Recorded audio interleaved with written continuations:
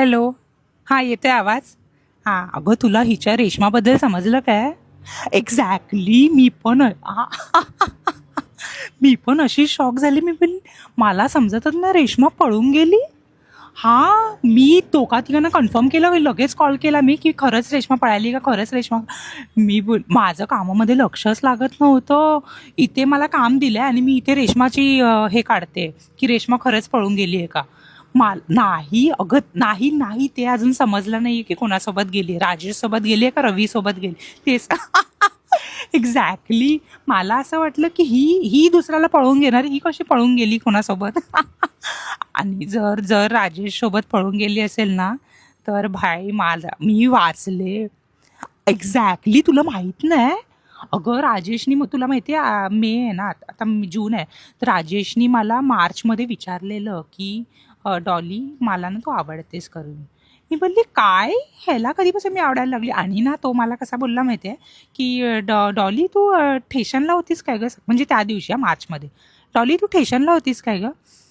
मला आता मला काय मला माहीतच नाही हा कुठे राहतो. मी बोलली हो ठेशनला होती मी. आता हा राहतो घोटाळा नगर आणि मी राहते चिंदीनगरला. तर मी बोलली मला काय समजलंच नाही की ह्यानी. मी बोलली हा बघितलं.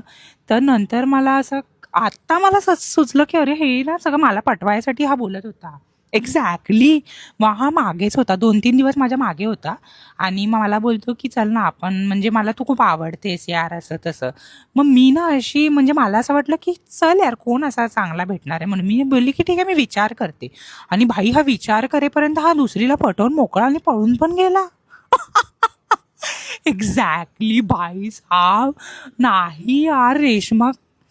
एक्झॅक्टली. आपल्याला काय बोलायची की ना आपल्यासमोर काय दाखवायची की एकदम जी साधी आहे कोणाकडे बघत नाही. बाई ही तो खाली मुंडी पाताळधुंडी. नाही तर काय यार. आणि तुला माहिती आहे हा तुला तिने तिने काल ती स्टोरी ठेवलेली. तिने काय लिहिलेलं तू बघितली नाहीस तिची स्टोरी? आईला तू मिस केलंस यार. काय स्टोरी ठेवली मला आला. मी बोलली अच्छा मला सगळं क्लिक. हा हा स्टोरी तिने काय. एक मिनिटं थांब बोलते. हा मम्मा आले. एक मिनिट मी आता मी तुला कॉल करते. हा तू स्टोरी ऐक मी तुला सांगते. तू कॉल उचल माझा. चल चल बाय बाय.